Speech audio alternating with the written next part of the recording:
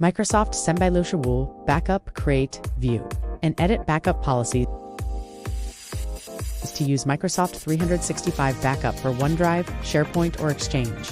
You need to create a backup policy for each workload. A policy defines the protection units, such as the SharePoint sites or users that are backed up in each workload. Protection units is how we'll refer to those protected sites and users moving forward. NeedDrive and EXO setup are very similar since they're focused around the user. We'll use OneDrive as the example here, but keep in mind that archive mailboxes are included.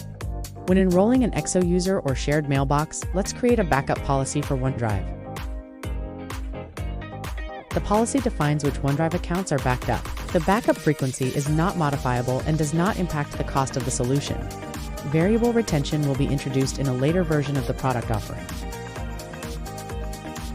A protection scope is the scope of user accounts within OneDrive that you want to protect. With Microsoft 365 Backup, you can upload a list of accounts to backup via a CSV file, backup accounts that match specific filters, and you can backup accounts by selecting them individually. You can choose to set up OneDrive user accounts using any or all three ways. For now, let's choose to select the accounts individually. You can select a single account or multiple accounts to add a backup policy. Once we've selected the accounts and reviewed the policy information, we can create the backup policy for OneDrive. We've successfully created our OneDrive backup policy.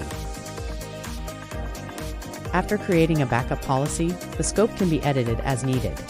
Let's edit the OneDrive backup policy and remove an account.